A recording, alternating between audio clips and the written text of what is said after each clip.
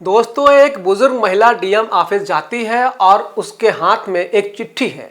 वो बुजुर्ग महिला ने सफेद साड़ी पहन रखी है। डीएम मैडम पूछती हैं, बताइए माँ जी, क्या बात है, क्यों आई हैं, क्या काम है? तो बुजुर्ग महिला जो उसके हाथ में चिट्ठी थी वो डीएम मैडम को दे देती है।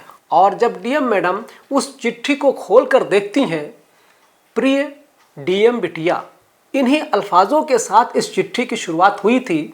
सामने थी 77 साल की बुजुर्ग महिला और डीएम के हाथ में थी वही चिट्ठी, जिसे आगे पढ़कर वो भावुक होने वाली थी। चिट्ठी के चंद अल्फाज पढ़ते ही डीएम साहिबा अपने आप को रोक नहीं सकी और कुर्सी से खड़ी हो गई और दौड़कर बुजुर्ग को आकर गले से लगा लिया। जिसे बेटी कहा था, उसका स्पर्श पाते ही बुजुर्ग माँ के आंखों से आंसू झलक पड़े। दादी माँ के आंसुओं ने डीएम बिटिया को भी झकझोर दिया। पद और ओहदे को भूलकर डीएम मैडम भी ऐसे बर्ताव करने लगी जैसे अपने किसी बिछड़े रिश्तेदार से मिल रही हो। कौन थी वो बुजुर्ग महिला और क्यों वो आई थी डीएम ऑफिस? ऐसा क्या लिखा था उस चिट्ठी में?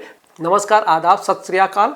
मैं हूं दिलीप यादव। आइए इस पूरी कहानी को समझने की कोशिश करते हैं, जानने की कोशिश करते हैं इस वीडियो के माध्यम से। दोस्तों, पहले यह जान लिया जाए कि मामला है क्या। ये वीडियो जो आपने अभी देखा है, ये दरअसल उत्तर प्रदेश का है। उत्तर प्रदेश में एक जिला पड़ता है कानपुर।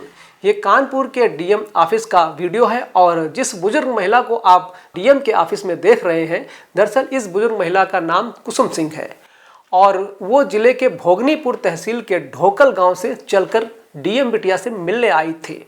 और बुजुर्ग महिला की उम्र लगभग 77 साल है। नाम है कुसुम सिंह। यानी कि ये बुजुर्ग महिला डीएम नेहा जैन के पास अपनी फरियाद लेकर आई थी। दरअसल फरियाद बेटे और बहू के खिलाफ थी। फरियाद इस बुजुर्ग महिला ने नोटबुक के एक पेज पर अपनी हैंड राइटिंग में चिट्ठी में लिखकर लाई थी। लेकिन ये चिट्ठी बेहद खास थी।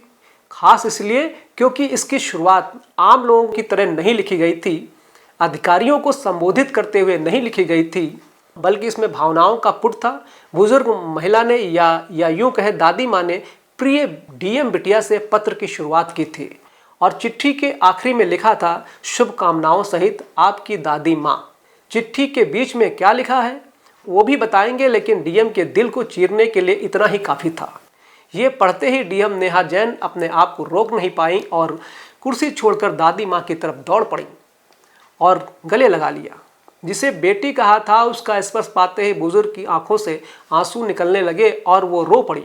डीएम मैडम ने उन्हें गले से लगाया और उनकी पीठ थपथपाते हुए दादी माँ को चुप कराने लगी।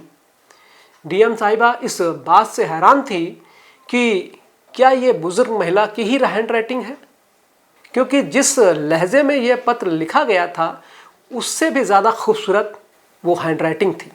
अचरज में पड़ जाती हैं डीएम साहिबा। जब बुजुर्ग महिला से शिक्षा के बारे में पूछती हैं तो जवाब मिलता है कि वो कक्षा 5 तक पढ़ी हैं और अड़ोस पड़ोस के बच्चों को भी ट्यूशन देने का काम किया करती हैं। इसीलिए उनकी लेखनी इतनी शानदार है।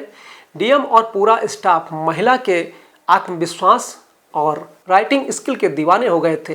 डीएम ने जब बुजुर्ग महिला को खाना पानी के लिए पूछा तो बुजुर्ग ने जवाब दिया कि वो रोटी चटनी और पानी लेकर आई है, जिसे भूख लगने पर खा लेंगी। डीएम साहिबा ने अपनी तरफ से उस बुजुर्ग महिला को चाय पीने और बिस्किट खाने के लिए कहा तो वो बुजुर्ग महिला जो 77 साल की थी बोलती है, मैं रोटी लेकर आई हूँ। डीएम साहिबा ने फिर कहा, लीजिए बिस्किट खा लीजिए। लेकिन दोस्तों, उस बुजुर्ग महिला की हिम्मत नहीं पड़ती है डीएम ऑफिस में बिस्किट खाने की, क्योंकि वो गरीब थी, गांव से आई थी। बोली बिस्किट नहीं खा पाएंगे।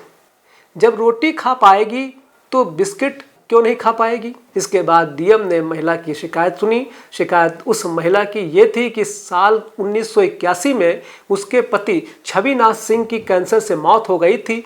छविनाथ जो थे वो कोलकाता में नौकरी करते थे और उनकी जब कैंसर से मौत हो गई थी तो उनकी मौत के बाद ज़मीन बेटे के नाम आ गई। और जब ज़मीन बेटे के नाम आ गई तो बेटे और बहू ने क्या किया कि माँ की देखभाल करना बंद कर दिया, खाना पानी देना बंद कर दिया। अब बुजुर्ग महिला एक एक रुपए के लिए मोहताज है। महिला चाहती है कि उसकी ज़मीन उसके नाम हो जाए। ताकि जीने का सहारा बन सके। लेकिन सरकारी सिस्टम ने उसे परेशान कर रखा है। महिला ने लेखपाल हरिराम पर आरोप लगाया कि गिर्द गांव में उसकी कुछ जमीन होने के बावजूद वो उसके नाम दर्ज नहीं कर रहा है। अगर ये जमीन उसके नाम दर्ज हो जाए तो जो प्रधानमंत्री किसान सम्मान निधि योजना का लाभ उसे मिल जाएगा और उन पैसों से वो अपना गुजर बसर कर लेगी। डीएम नेहा जैन ने उस बुजुर्ग महिला की बात गौर से सुनी और तत्काल एसडीएम भोगनीपुर महेंद्र कुमार को फोन किया। आदेश दिया कि माताजी को सरकारी गाड़ी से मैं तहसील भेज रही हूँ, उनकी समस्या का निराकरण कीजिए। और माताजी से बोला कि आप भोगनीपुर तहसील चली जाओ, गाड़ी जा रही है। डीएम उसके बाद बुजुर्ग महिला को सरकारी गाड़ी से एसडीएम के पास भेज दिया।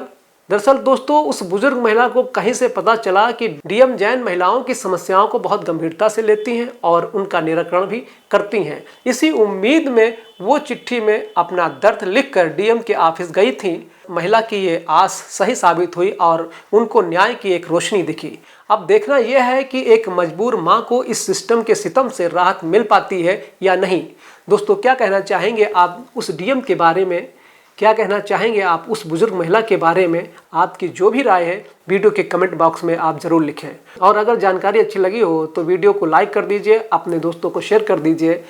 अगर आप चैनल पर पहली बार वीडियो देख रहे हैं तो कृपया करके चैनल को सब्सक्राइब कर लीजिए ताकि हमारा हौसला बना रहे। धन्यवाद। जय हिंद।